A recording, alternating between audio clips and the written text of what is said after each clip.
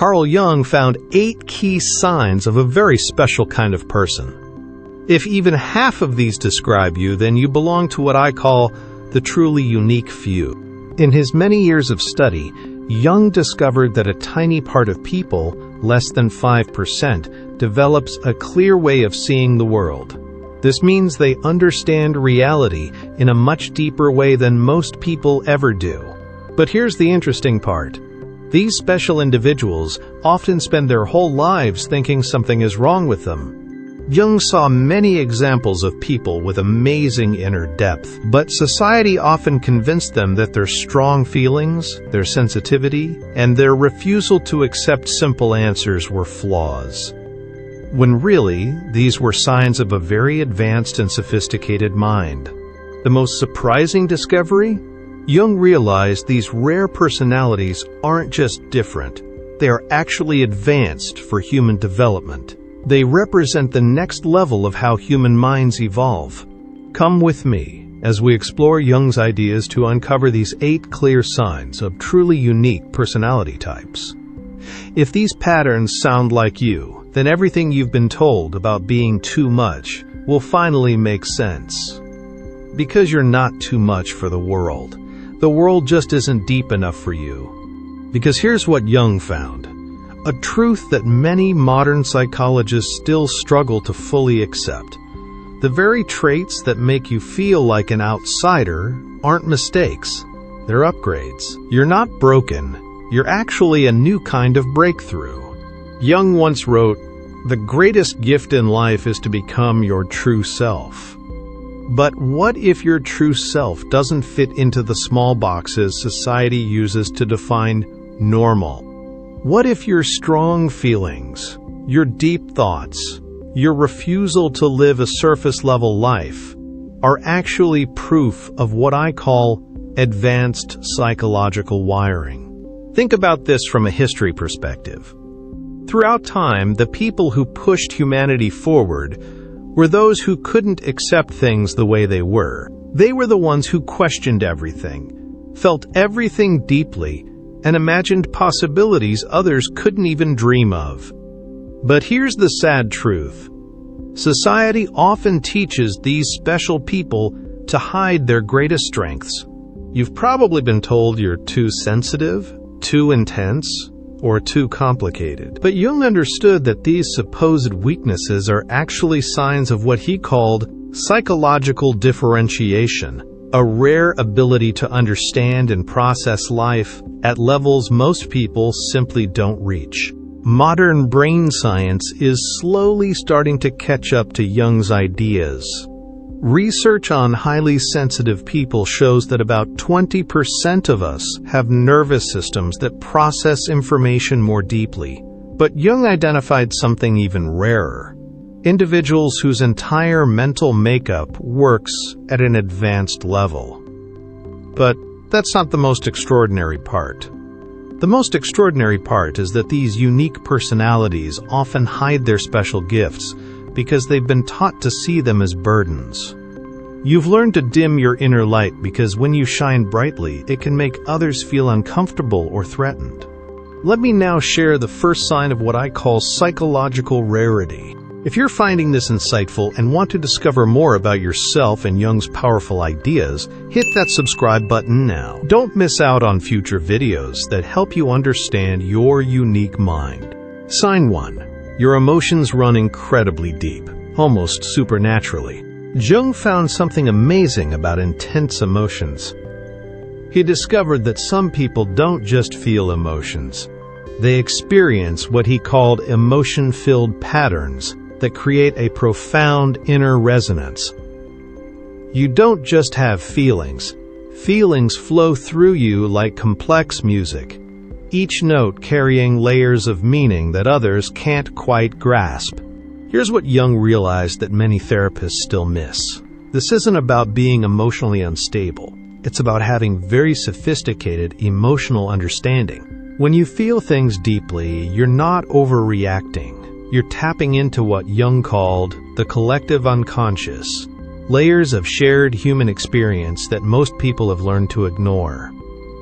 You sense the unspoken tension in a room before anyone says a word. You carry the hidden emotional currents of every interaction because your mind is built for depth, not just polite conversation. Jung wrote, "Everything that bothers us about others can help us understand ourselves. But for you, everything lights up paths to understanding that others can't even see." Sign 2. You question reality with what I call sacred curiosity. Jung believed most people live unaware lives. They simply accept what society tells them without really thinking about it. But you can't help but dig deeper. Jung would have seen you as someone with an active thinking style that refuses to accept simple answers. You don't just ask what, you always ask why. Why do people stay in relationships that make them feel small? Why do we accept systems that don't truly help people thrive? Why do we pretend that shallow conversations are real connections? Jung called this the transcendent function, the mental ability to see beyond current limits. While others accept things as they are, you're already imagining how things could be different, more genuine, and more respectful of everyone's full potential. But here's what I've learned about people like you. Your deep questions can make others uncomfortable with their own comfortable illusions. When you ask probing questions, you're not just looking for answers, you're gently challenging the mental defenses that keep people feeling safe in their limitations. If you've ever been told you ask too many questions or think too deeply about things, comment below. My curiosity is sacred. Sign 3. You've developed what I call conscious independence. Jung said, "The most frightening thing is to truly accept yourself." You've learned to do exactly this, not always by choice, but because your mind required it. According to Jung's research, rare personalities often develop what he called individuated consciousness earlier than others, usually because of challenges they've faced. Here's what Jung understood that most people miss. Your independence isn't a defense mechanism. It's a powerful achievement. You've learned through experience that relying on others for your sense of worth is like sinking in quicksand.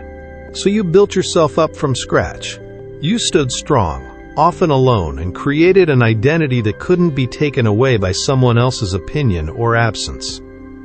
Jung called this process individuation, the journey towards becoming whole. Most people never finish this journey because it requires facing what Jung termed the shadow, all the parts of yourself you've been taught to reject. Your time alone isn't loneliness, it's a safe space. It's where you remember who you truly are beneath all the roles and expectations.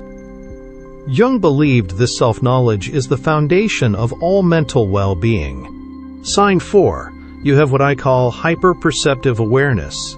Jung changed psychology when he recognized intuition as a real mental ability. He said, intuition is a way of understanding things through the unconscious mind that brings up ideas, images, possibilities, and solutions to problems through a process that mostly happens without you knowing it. You don't just observe people, you sense their inner state. You notice tiny facial changes, shifts in their energy, the things they don't say. Jung would have recognized this as evidence of what he called active imagination, the ability to see beyond what's obvious. When someone says they're fine, but their entire being seems distressed, you can't unsee it. When there's tension in a room that everyone else seems to ignore, you feel it deeply. This isn't paranoia. It's psychological sensitivity working at a level most people never develop. But Jung warned that if you don't learn to protect this sensitivity, it will exhaust you. You might end up becoming an unconscious helper for everyone around you, managing conversations and carrying emotional burdens that aren't yours. Sign 5. You value meaning above everything else. Jung observed, "The greatest gift in life is to become your true self." But what if being true to yourself means rejecting everything society tells you to want? Jung discovered that certain personalities are mentally incapable of living fake lives. You don't choose meaning over popularity. Your inner self demands it. You've probably tried living for outside approval, following rules, playing expected roles. But Jung would have seen the signs immediately. That constant empty feeling, that sense of betraying something essential within you, that quiet desperation beneath any praise. According to Jung, when you live against your natural type, you don't just feel uncomfortable. You develop what he called neurotic symptoms, things like anxiety or feeling stuck. Your inner self actually rebels against being fake. You can't pretend that shallow goals matter. You can't get excited about achievements that lack real depth. You can't build relationships based on convenience instead of true connection. Your mental makeup simply won't allow it. But Jung identified something remarkable about people who put meaning first. They become what I call evolutionary guides for human awareness. When you refuse to settle for anything less than real connection, you gently push others to confront their own inauthenticity. Sign 6. You've repeatedly outgrown people and places. Jung said, the biggest sadness in a family is when parents don't live their own true lives. But what happens when you refuse to live a life that isn't true to you? Jung discovered something deep about personal growth. It's often a path you walk alone. You've likely experienced the difficult realization that people who once knew you, well, don't anymore. Not because you've become difficult, but because you've shed old ways of being that no longer serve you. Jung called this process psychological death and rebirth. Friends who knew you when you were holding back, trying to please everyone, or hiding your truth, they remember that old version of you. Sometimes they want that version back, because it felt safer, more predictable. But you can't go back. Jung understood that mental evolution is a one-way street. Once you've seen behind the curtain of what society expects, you can't easily go back to blindly following. If people seem uncomfortable with your growth and keep asking you to be who you used to be, comment below. My evolution is not negotiable. Sign 7. You create what I call transformational presence. Jung said, when two personalities meet, it's like two chemicals touching. If there's any reaction, both are changed. But what if you're the kind of person who creates positive change just by being your authentic self? Jung identified a rare quality some people have, the ability to create what he called psychological holding space. When someone talks to you, they feel seen and heard in a way that's very uncommon. You don't just listen to their words, you sense their hidden emotional states. You don't offer quick fixes. You offer deep, accepting attention. You don't rush to judgment. You create a safe space for their truth to emerge. Jung understood that this level of presence is actually a powerful form of mental healing. But here's what I've noticed about people with this gift. They often get exhausted by giving too much of it away. You become so good at supporting others that you forget to ask for support yourself. Jung discovered something important about very empathetic personalities. They often develop what I call helper syndrome, a pattern of unconsciously sacrificing their own needs, which ultimately doesn't help anyone in the long run. The goal isn't to stop caring. The goal is to learn to choose wisely where you give your energy. Sign 8. You sense a purpose that you can't quite name yet. Jung said, your path becomes clear when you look into your heart. Those who look outside dream. Those who look inside awaken. If you feel a constant sense that you're meant for something more than an ordinary life, Jung would have recognized this as what he called the transcendent function, your mind's natural drive towards becoming whole and finding your purpose. You feel it, that restless knowing that you have something important to contribute, something to create, something to express. It might not be perfectly clear yet, but it's a feeling you can't deny. Jung understood this as proof of what he called creative potential seeking expression. This isn't about fame or getting recognized. It's about being in alignment, the mental necessity of living in harmony with your deepest nature. Jung found that people who ignore this inner calling often develop feelings of anxiety, sadness, or a sense of meaninglessness. But here's Jung's most profound insight about people driven by purpose. Your calling isn't just for you. It's for something bigger than yourself. You're not just here to fulfill your own needs.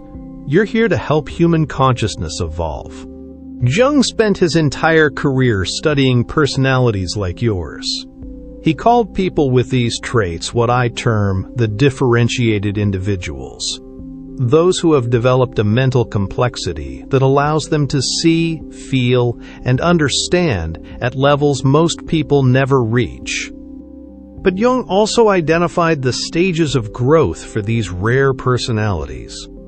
Understanding where you are in this process is vital for your continued development. Stage 1. The unaware outsider.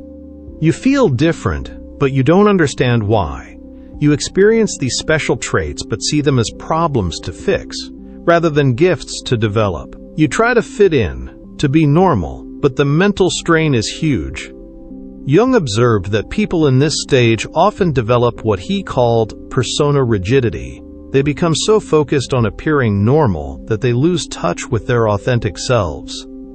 Stage 2. The awakening individual. You begin to see your traits as potentially valuable instead of problematic. You start to understand Jung's ideas about different personality types and where you fit in. You begin the process of what Jung called shadow integration, accepting and embracing the parts of yourself you've been taught to reject. This is where you stop apologizing for your depth and start owning it. You begin to set clear boundaries with people who try to dim your light. You start looking for others who can connect with you on a deep, authentic level. Stage 3. The whole and aware self. You've fully integrated your rare traits into a clear and strong identity.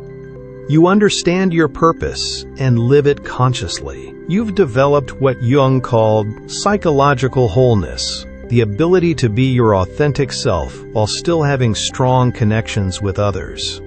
At this stage, you become what I call a guiding light for other rare souls. You don't just live authentically, you give others permission to do the same. You become a catalyst for the growth of overall human consciousness. If you're ready to stop hiding your rare traits and start fully owning them, comment below, "I am psychologically rare and proud." But Jung warned about something very important that most people with rare personalities never learn. You must integrate your shadow, or your gifts can become your prison. What do I mean by this? Even rare personalities have hidden unconscious aspects that can secretly work against their growth.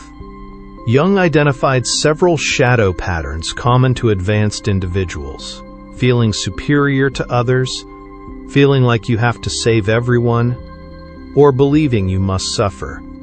You might start to see your uniqueness as proof that you're better than others, rather than simply different. This can lead to feeling isolated and arrogant. You might become convinced that it's your job to awaken or heal everyone around you. This often leads to burnout and frustration when others don't appreciate your efforts. You might start to believe that being unique means you are destined to suffer, that your depth requires you to sacrifice happiness or real connection.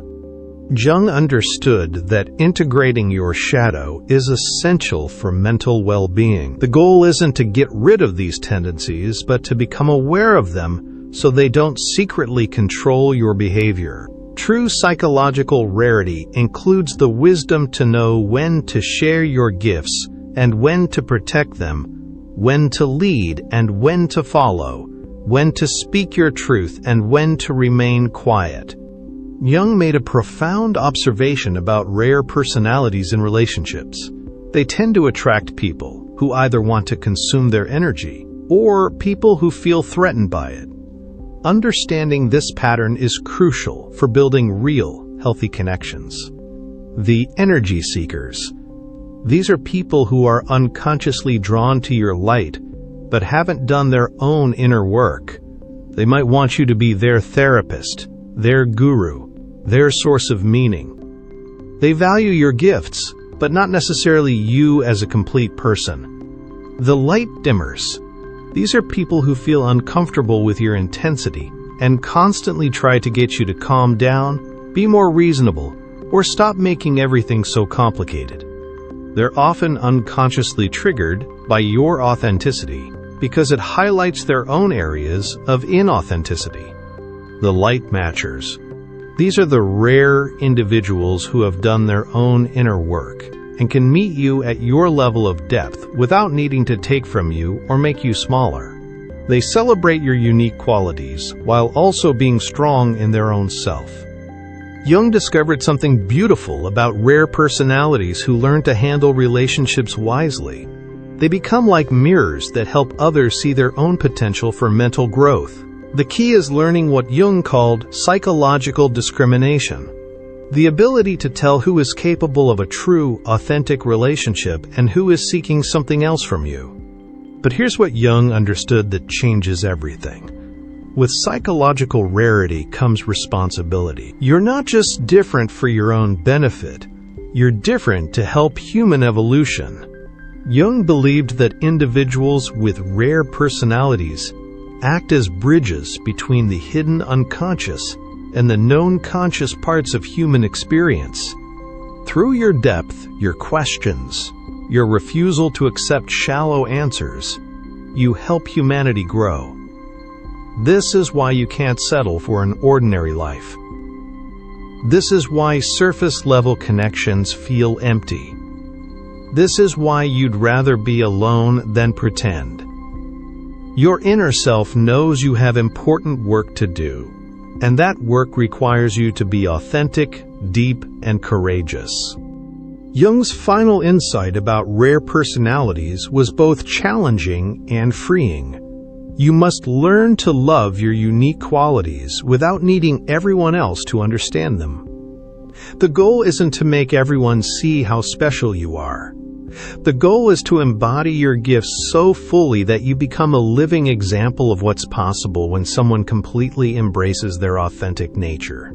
This means accepting that some people will never understand your depth. Some will feel threatened by your questions. Some will want to make your light smaller because it makes them uncomfortable with their own lack of awareness. But Jung discovered something beautiful about people who fully embrace their psychological rarity. They become magnets for others who are ready to embrace their own unique qualities. You don't need everyone to understand you. You need to find the few who can meet your level of awareness and build a life with them.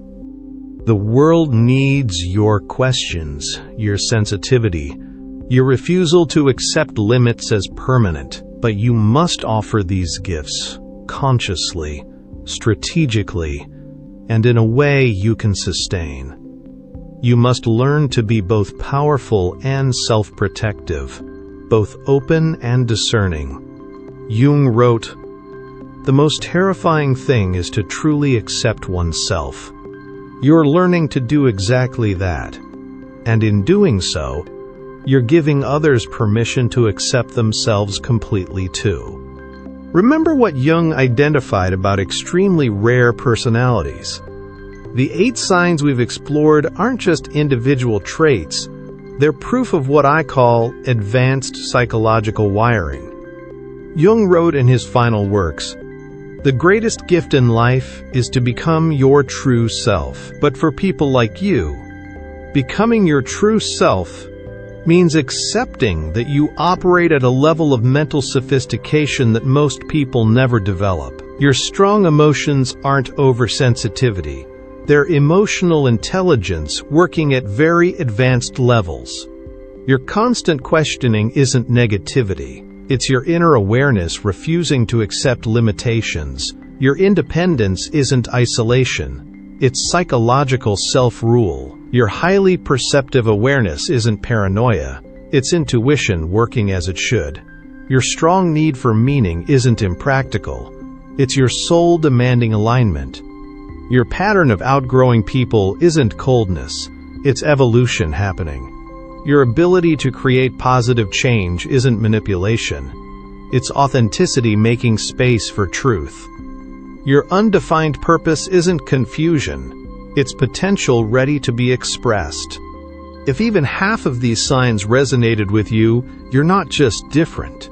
You're part of what Jung believed was humanity's next step in evolution. You're one of the people pushing our species towards greater awareness, deeper truth, and more authentic connection. Yes, it's lonely sometimes. Yes, it takes more courage than most people will ever need. But Jung believed that people like you are essential for humanity's mental growth. Your intensity isn't too much. It's exactly what the world needs to awaken from its comfortable numbness. Your sensitivity isn't weakness. It's a strength that can perceive what others miss. Your refusal to settle isn't difficult. It's necessary for progress. Carl Jung spent his life studying people like you because he understood something profound. You're not just living your own life. You're expanding what it means to be human. The world doesn't need you to be smaller, quieter, or more convenient. The world needs you to be exactly what you are, psychologically rare and proud of it. If you're ready to fully embrace your psychological rarity and stop apologizing for traits that make you extraordinary, comment below. I am evolutionary consciousness in human form. Share this with someone who needs to remember their own psychological rarity. Subscribe because we're just beginning to explore the depths of what makes you extraordinary. Remember, you're not too much. The world is too little. And Jung knew that people like you are the ones who change that. Thank you for watching. See you in the next level of understanding.